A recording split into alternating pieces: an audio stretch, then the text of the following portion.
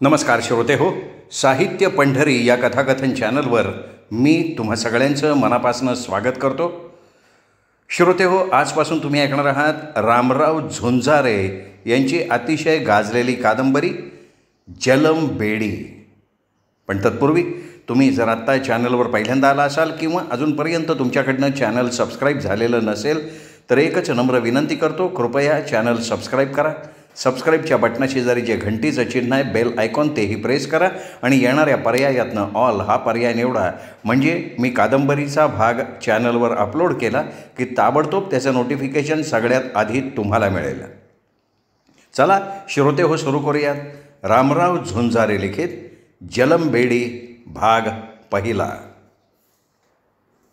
टेंभऱ्यांनी रमण्या माळ्याच्या बगलेत शेलगाव वसला होता. या गावचे सोंगाडे खुशीत आणि मजेत होते, कारण बापूनं माझ्या मायेची पिकवलेली कूस फोडून मी सरळ बाहेर आलो होतो. जसं अंडं फोडून पिल्लू बाहेर यावं तसं.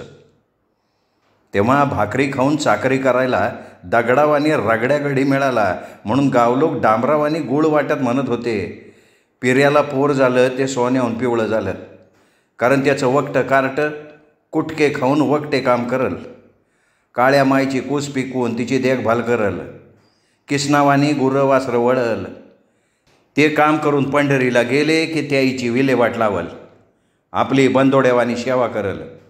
शेणमूत काढून कोठा निर्मळ ठेवल, खळं करून मेढं रवल, मेढं रवून मळणं हाणल, बद्या देव करून तिवाळा लावून खळं उथळल, मदन घोळून मोत्यावानी दाण्याची रास करल, घणदेवी करून चरक हाणल, साऱ्या खांडून मळ्याला पोटभर पाणी पाजल, मळा फळवल, आपल्याला फुलावानी फुलवल पेऱ्याचं नकट पोर. लहानपणी मी अवकाळी महिन्यात जन्मलेल्या अवकाळी मुलावानी नादान होतो म्हणून माझ्या मायबापांना माझ्या भविष्याची काळजी लागली होती. इस्त्यावानी काळजीनं होरपळून टाकत होतं त्यांना, त्यामुळं ते नेहमी दुःखी असत. मी मात्र मजेत खेळायचो, मस्त नाचायचो. रोज मी आलत्या भलत्याची कलागत करून त्यांना दणके द्यायचो. त्यांचे पोटभर दणके खाऊन निसकल्यावाने आसवं गाळत घरी यायचो. मी मोकाट मांगांच्या पोरासंग राहून भुरट्या चोऱ्या करून माझ्या मायबापांना संकटाच्या खाईत लोटायचो.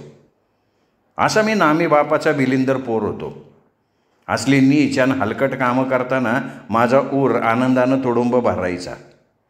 मी मोठी कामगिरी करतोय असं तेव्हा वाटायचं मला. माझं मुठीवानी हृदय तिळवणीच्या पिवळ्या फुलावानी मस्त फुलायचं. म्हणून मग मला आसमान थिटं वाटायचं. म्हणून मी खाऊन हलगाटावानी आडवं तिडवं फुगलेलो होतो. मी इतका अनवळा असूनही माझा बाप माझ्या मायपुढं ज्योतिषकारावानी माझं भविष्य रंगवून सांगायचा. तेव्हा माझं फुललेलं हृदय लाजाळूवानी आकुंचन पावायचं. मी केलेल्या पराक्रमाची क्षणभर का होईना लाज वाटायची मला. तेव्हा बापू त्याचं बोलणं सुरू करायचा. दौलत भोळान मन कवळाय म्हणून मी त्याला गावात शिकवणार नाही. गावकीच्या सडक्या कामामुळं माणसाचे विचार बी सडक्यानं कुचक्या वात्यात. दौलत आपली दौलत आहे. पोर शिकून सौरण मोठं वाहणार आहे, मी त्याला धोपट वाट धावणार आहे. असं भाकीत सांगून कळीच्या चुन्यात पाणी टाकल्यावर तो खदखदावा तसा बापू गदगद हसला. त्याचा प्रेमळ चेहरा बघून माझी साधीवळी माय बेमुराद हसली. माझ्या खवडलेल्या डोक्यावरनं, गुबल्या गालावरनं आणि पिढ्यावानी पाठीवरनं तिचा पिल्लू का ताराच्या फुलावानी कोमल हात फिरवला. माझ्या थोबाडाचं चुंबन घेऊन बोलायला लागली, दौलत खरंच आपलं सोनं आहे. पाठी कलम आणून द्या त्याला. पाठी वाकड्या तिकड्या रेगा वडत बसन, इकडं तिकडं हिंडोऱ्यावानी हिंडणार नाही का बडबड करणार नाही. मायचं बोलणं ऐकून बापूची बुलंद छाती चिलाटेचं सप्तरंगी फुल फुलावं तशी फुलली. मांगाची पोरं जरा बांडगी झाली की त्यांचे बाप पंतोजी बनून वाजंत्री वाजवायला शिकवत. त्यांच्या पोटच्या गोळ्यांना पावे घेऊन त्यांच्या हातात देत. 2-4 महिन्यात त्यांना चांगले पावे वाजवता येत. पावे आले की पंतोजी त्यांना सनई वाजवायला शिकत. सनई आली रे आली का त्यांना निळं जांभळं आबाळ ठेंगणं वाटायचं. रावसाहेब राजावाने डुलत आणि मुलगत मांगवाड्यात आले की भोळे आणि चिखलाची गोळे त्यांच्या मुलांचं कोड कौतुक आणि मोठेपणा माल मसाला लावून तोंडाला पाणी आणून सांगत, रावसाहेब माझं पोरगं सनई वाजवाय शिकलं जी, मोठं झाल्यावर माझं सोनं लय हुशार होणार जी. मायबाप आता कुठं माझ्या जीवाला जी. माझं पिल्लू उल्लू नसून किसनावानी सनई वाजवायला जी. सनईत गवळणी आरव्या वाव्या पाळणे आणि झगडे मस म्हणतायची. माझ्या परवेश माझ्या म्हातारपणाची काठी झालंय जी. माझा उंडा गुंडा नसून खंडोबाच्या घाई ठेक्या वाजवलंय जी. बरं झालं बाबा, गावगाड्याचं काम आहे. मांगामुळं मरणाधरणात आणि लगीन कार्य शोभा येते. लग्नात मांग नसली की मांडव खाव करते. मांग म्हणजे रावांचं दैवतच. मांग हो, तुमच्या चिल्ल्या पिल्ल्याला चकोट वाजवायला शिकवा. आपल्या गावाचं नाव या आलम दुनियेत चमकावा. तुमच्या वाडवडिलाचा धंदा शिकवून त्याईचं नाव कमवा. ह्या कामात यश असते. खायला पोटभर मिळते. शिका राजे हो शिका. मन लावून वाजवायला शिका. शिकून माळा एवढे व्हा. राव मांगांना फसवान हसवं मार्गदर्शन करून हसत घरजवळ करत. असलं खोटं नाटं मार्गदर्शन त्यांच्या हृदयाला जाऊन पेलगायचं. राव खोटं पण रेटून आणि पटवून सांगितल्यामुळं पावसाळ्यात बेडूक फुगावा तसं मांग फुगत, म्हणून राव त्यांना जीव का प्राण वाटत. मांगांना जीव तोडून जरी सांगितलं तरी त्यांना सपसेल खोटं वाटायचं. राव त्यांना देवाचे देव आणि भूदेव वाटत, म्हणून मांग त्यांच्यावर 100% विश्वास ठेवत. रावाने जर हलगटाला म्हैस म्हणलं तर मांगसुद्धा म्हशीला हलगट म्हणत, म्हणून त्यांचा आदर मनापासनं करत. गावची शाळा भरावी तसं मांगवाड्यात शाळा भरवत. काही भोळे मुलं सूर धरत, तर काही तुडुंब ताशावाने डबडे ठोकत, तर कोणी सनईतनं गोड नाद काढत. हे सारं बघून जगल्यावर ढोर फुगावं तसं मांग फुगून जंब होत. मांग कठीणाकडनं सोप्याकडं जात, म्हणून कवळे मुलं लवकर वाजवायला शिकत आणि त्यामुळं मांग डुलत. हळव्या मुलांना सूर कठीण वाटायचा, म्हणून मांग गव्हाची काडी घेऊन तिला पाण्यात ठेवून जिव्हाळ्यावाने तोंडात घेऊन फुकत. त्यांच्या तोंडातल्या हवेमुळं पाणी बुडबुड करायचं. सतत पाण्यावर बुडबुडे तरंगले की मांग पोट धरून हसत. त्यांचे टोंगळे फोडून काढलेल्या मुलांची तोंड भरून स्तुती करत आणि म्हणत, बापू चांगला दम धर, उचकी ये की नाही तसं कर, मग तुला चकोट सूर धरता येईन. गव्हाच्या पोगर काडीतून तोंडातलं वारं पायात काटा घोसावा तसं पाण्यात घोसायचं. चिळणधार पावसानं पाण्यावर बुडबुडे यावेत तसे तोंडातल्या हवेमुळं पाण्यावर बुडबुडे येत आणि क्षणात नाहीसे होत. पाण्यावर सतत बुडबुडे आले की मुलाला सूर आला असं मांग समजत. शिक्षकानं मुलाकडून परीक्षेची तयारी करून घ्यावी तसं पंतोजी त्यांच्याकडनं सुराची भरपूर तयारी करून घेत. मुलं कंटाळली की पंतोजी त्यांना सोडत. पंतोजी मुलांना ताडाच्या कोवळ्या पानांची जिव्हाळं पाडायला जीव तळहातावर घेऊन शिकवत. भोळ्या लोहारावानी भोळे लेकरं जिव्हाळं पाडून शिपलं आणि शिपल्यावर जिव्हाळं ठेवून पायी सुराच्या भोकात खुपसत. ढोरावारी पोरं जिव्हाळे तोंडात घेऊन कुत्र्यावानी हो हो हो असा आवाज काढीत. सूर आला रे आला का पंतोजी मुलांची पाठ थोपटत. मुक्त कंठानं पालकांवानी बालकांची प्रशंसा करत.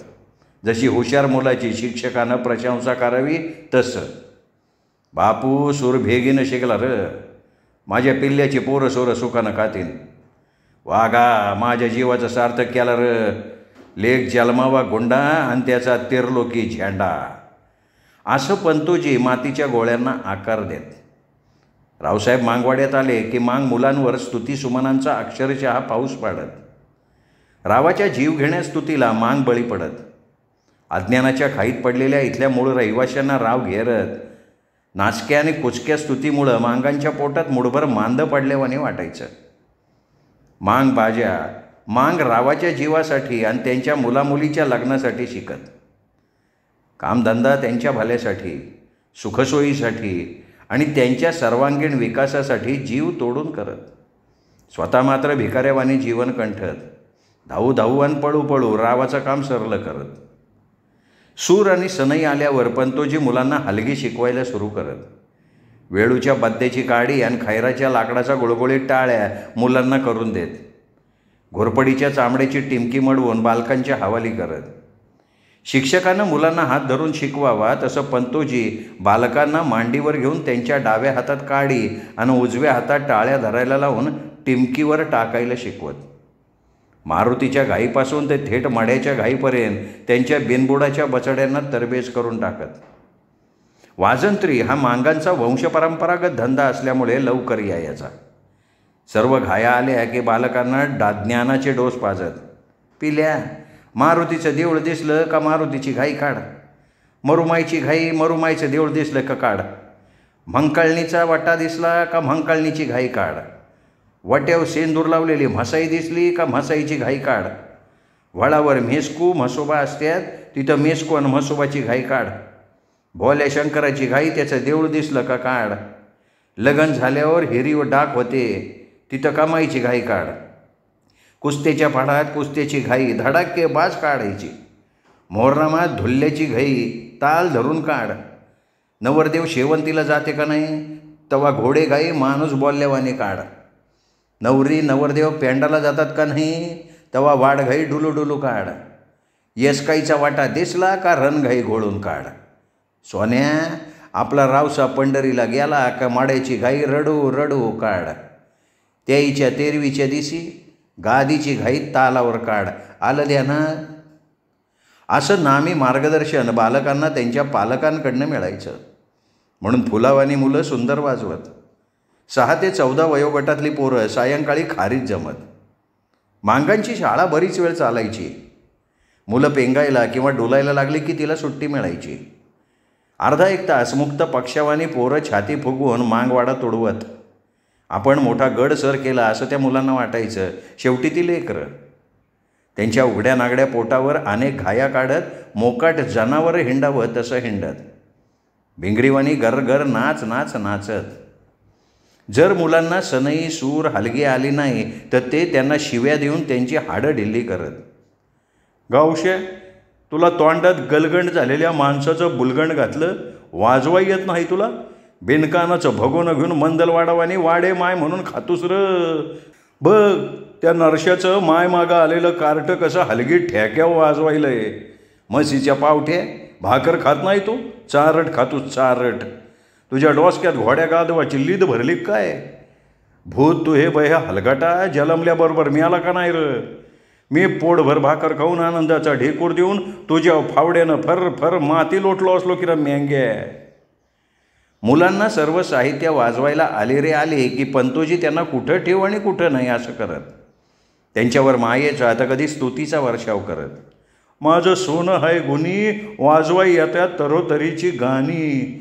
सनई वाजवते नऱ्यावानी, वाजवून खाईल सोन्याचा घास राजावानी. रावसाहेब हाय मांगाचा धनी.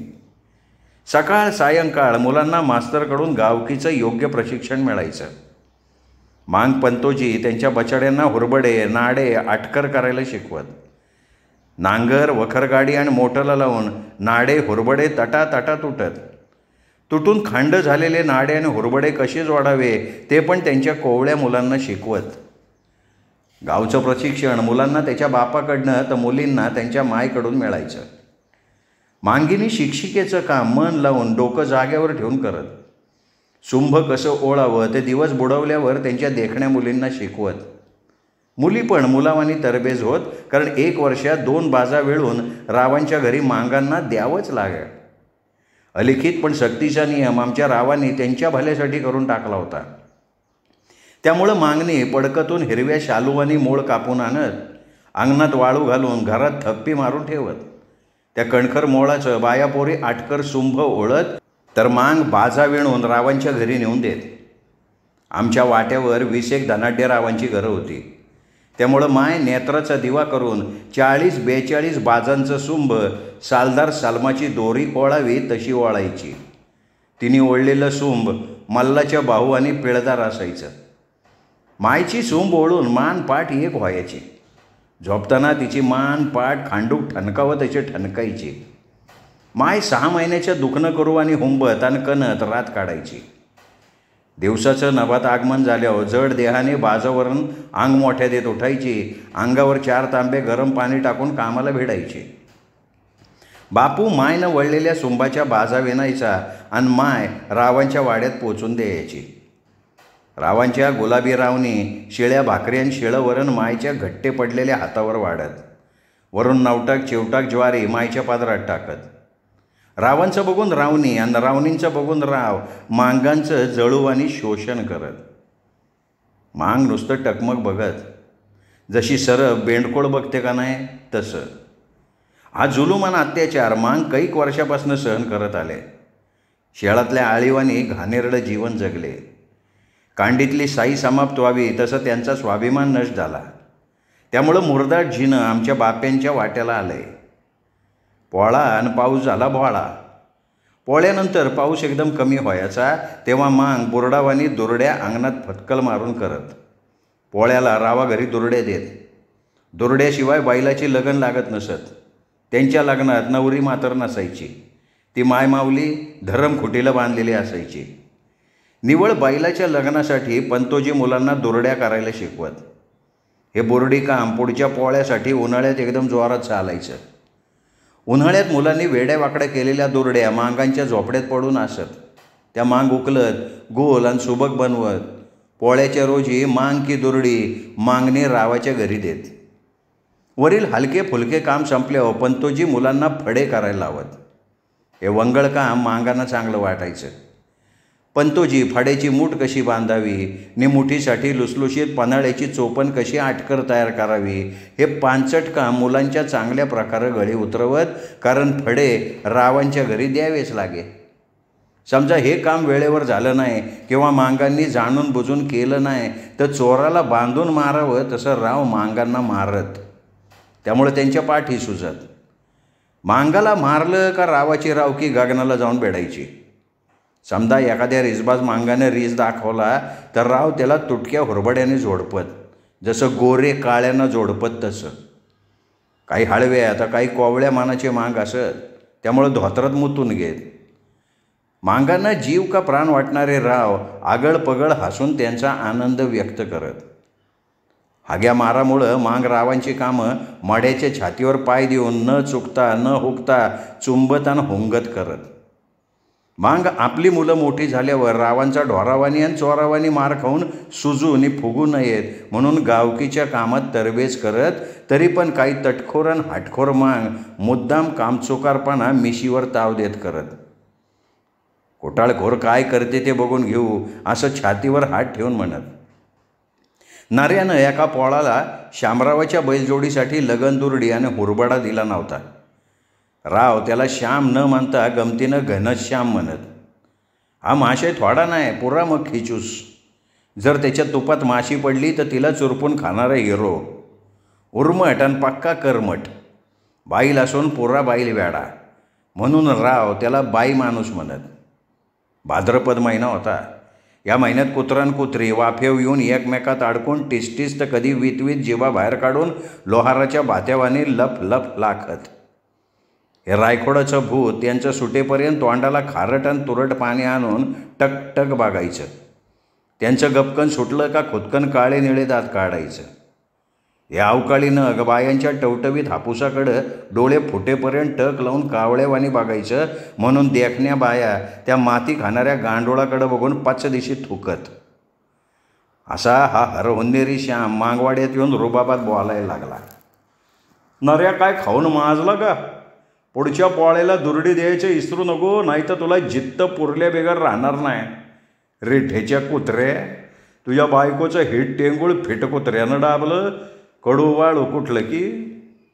रावसाहेब पारश्या तोंडानं आडम धडम शिव्या हसडून मांगांना मुरदाड करत. देहात वाघाचं बळ असलेले मांग लोळे पांगळे होऊन रावापुढं जाड्या जोड्या माना खाली घालून गुलामावानी उभे राहत. हांडगे पण स्वतःला बांडगे समजणारे राव गेल्यावर मांगांच्या रानडुकरावानी भरीव गर्दनी पूर ओसरल्यावर लोहाळ्यावर याव्यात तशा वर होत होत्या. शेत शिवार असलेले राव ज्यांच्याजवळ कवडीही नाही अशा मांगांवर जालिम जुलूम करत. म्हणूनच बाप्पू मला कुठलंही काम शिकवत नव्हता की त्या मुरदाड कामाची सुरदाड सावली बी माझ्या ओबड देवबड देहावर पडू देत नव्हता. इतका त्याला गावकीचा तिटकारा आला होता. आमचं मानकऱ्याचं घर. त्यामुळं बापूला मानकरी रावाच्या घरी मजबूत वाहनाचा जोड दसऱ्याला द्यावाच लागत. म्हणून त्यानं रावाच्या घरी कोरीव जोड न चुकता न बोलता द्यायचा. डोळे हलगाटावानी लालभडक करून आणि कळवळून शिव्या हसडायचा. म्हणायचा, दौलत रावाची बुटानं पुंज्या करावे वाटते र. त्याची बैल धसकाटाच्या वावरात नेऊन गापा गापा हासडली. चकोट जोड दिल्यावर बी चकोट नाही म्हणते, मेन घुलं घमेलं कुठलं. 10-1 वर्षाचं बांडगं पोर झालं की त्याचा हाजळून दुनिया दाखवणारे मायबाप त्यांना वाहना करायला शिकवत. आर्यानं रापी चामड्याव कशी चालवावी याचं मार्गदर्शन करत. त्यामुळे लेकरं वाहनं लवकर करायला शिकत. नव्या नंतर जुन्या वाहना सांदायला सांगत. रावाच्या चपलीचा अंगठा आणि पानं तटकन तुटत ते पण सळूनं पटकन जोडायला शिकवत. पोरं पण मन लावून शिकत. मांग दसऱ्याला त्यांच्या मुलांना मुरदाड अवजारांची पूजा करायला लावत.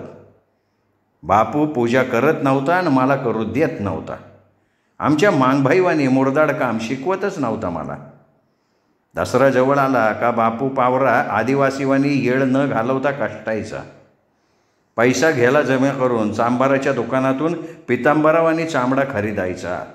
गुरुविदासावानी वाहना बनवायचा. त्या वाहना मुरदाड मांगांचं मुरदाड रक्तशोषण करणाऱ्या रावांच्या हवाली करायचा.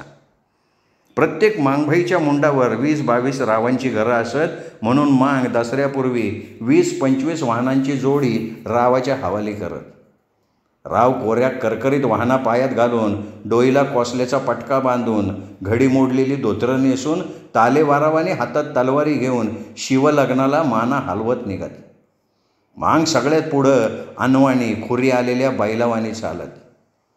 मांगांना रावापुढं वाहना किंवा जोडे घालता येत नसत. कोवळे आणि काळे सावळे पोरं मांगासंग राहत. मांग हलगी सनयान सूर कसे वाजवतात ते डोकं ठिकाणावर ठेवून श्रवण करत, डोळे भरून बघत. मांग जुने पाण्याने विचित्र गाणे पोरांकडनं पाठ करून घेत. पाठ केलेले गाणे पोरं प्रथम पाव्यात म्हणत, हिम्मत आली का सनईत रियाज करत. शिवलग्नाच्या दिवशी मांगासंग लेकरं राहत. बापू मला त्याच्यासोबत येऊ देत नव्हता का पाव्याला स्पर्श बी करू देत नव्हता. माझ्याबरोबरची पोरं त्यांच्या बापासंग नाचत कुदत बागडत टनाटना बेडक्यावाने उड्या मारत हसत खिदळत जात होते. मला त्यांच्या संग नाचावं कुदावं दिल खोलून बागडावं वाटायचं. सर्वात पुढं मांग बाजा मागं पाखराच्या थव्यावाने लेकरांचा साजा भौळगाईच्या गतीनं चालायला. बापू सनईत विचित्र गाणं म्हणायचा. आम्ही चाललो होतो गावाला, जोड लग्नाच्या कामाला, मुळं पडली होती वाटला, सांग रागो तुरजी. गावात वती एक बाभुळं, खाली शेंडा वरती बुडाला 3 फळं, सांग रागो तुरजी.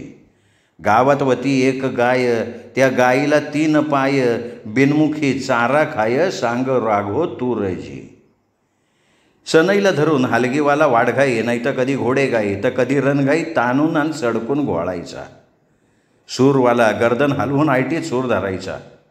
पोरासंग टिमटिम वाजणाऱ्या टिमक्या असत.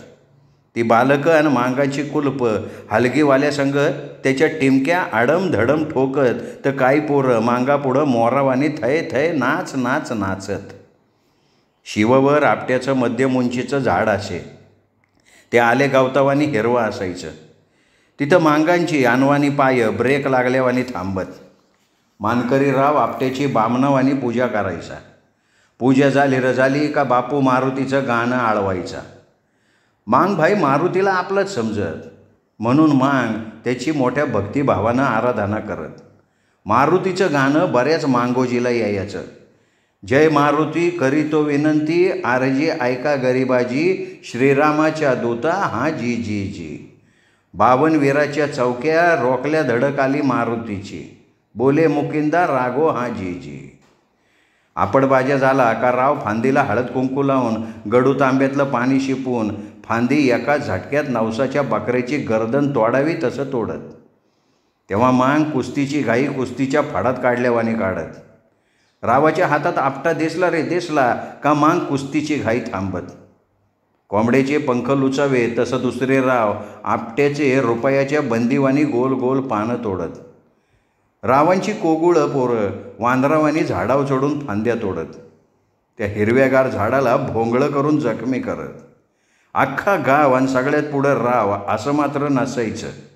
मांग पुढं आणि राव मागं असल्यामुळं मांगांना मोठा गर्व आणि अभिमान वाटायचा. म्हणून हलगीवाला घोडेगाई ताणून काढायचा. शेवटी मांगभाई आणि एकच घाई काढत डुलत आपापले तनामातीचे घरं जवळ करत. बापू शिनून भागून घरी येई. रावांना शिव्या हसडून त्यांची हाडं फासोळ्या ढेलल्या करे. देहात राग असल्यामुळं सावळा बापू जांभळा होई. शिवलग्नासाठी मांगांनी वाहना दिल्यावर राव त्याच्या मोबदल्यात त्यांचा फाटून चिंध्या झालेला कुडता आणि फाटके तुटके दांडी केलेले धोत्र मांगाच्या अंगावर फेकत. त्यांच्या बायकाला रावणीचं 12 ठिगळाचं फाटून चांदण्या झालेलं लुगडं आणि जिथं फाटायला नको तिथं फाटलेली चोळी मिळायची. त्यांच्या मुलांना रावाच्या पोरांचे डोंगणावर भोकं पडलेले झाडतान्यावानी नैकलं भेटायचे. वरून आणा 2 आणे इनाम मिळायचा. रावांना जास्त पैसे मागता येत नसत. मागण्याचा प्रयत्न केला तर ते माकडावानी मांगाव खेकसत. जरा जास्त झालं तर मांगांनी दिलेल्या जोड्यांनी राव मांगाचीच पाठ फोडत, म्हणून मांग त्यांना पैसे मागत नसत. त्यांनी जर हात उचलून दिले तर घेत. राव बापूला फाटून चांदण्या झालेली आणि जागोजागी चाळणीवानी भोकं पडलेली कपडे देत. त्यानं हो का चुनं करता उतारेचे कपडे हसत घ्यायचा. घरी येऊन आगीची हवाली करून टाकायचा. आकाश पातळ डोक्यावर घेऊन शिवा हसडायचा. म्हणायचा, खऊस कुत्रे, रुबाबानं जुने पाने कपडे बेकारेला द्याल्यावानी मांग्याला द्यात्यात. मी वंगळे कपडे लिहावणारा माणूस नाही. तुमचे कपडे आगनीला लाखला दासाचे दास कोटले की. बापूला हा जाच पेच आणि अमानुष छेळ वाटायचा. खेकडं जिणं जगणाऱ्या मांगांना मात्र आनंद वाटायचा. दसरा आणि गळ्यात कासरा असं बापू खेदानं तर कधी रागानं तोंड वेडवाकडं करत त्याच्या अंतरीचे बोल बोलायचा. हा त्याला जुलूम वाटायचा. तो त्याच्या इच्छेविरुद्ध रावांची कामं कुथत पाथत हातावेगळी करायचा. उन्हाळ्यात गावची शाळा भंगायची तर मांगांची शाळा रांगायची. उघडे नागडे बाबडे पोरं डफडे टिमक्या ठोकत तर काही पोरं हो हो हो करून उचक्या देत सूर धरत, तर काही सनईत गवळणी म्हणत आणि काही ढोल वाजवत असत. श्रोते हो, रामराव झुंजारे लिखित जलमबेडी या कादंबरीचा हा होता पहिला भाग. दुसरा भाग ऐकण्यासाठी उद्या भेटूयात साहित्य पंढरी या कथाकथन चॅनलवर. तोपर्यंत नमस्कार.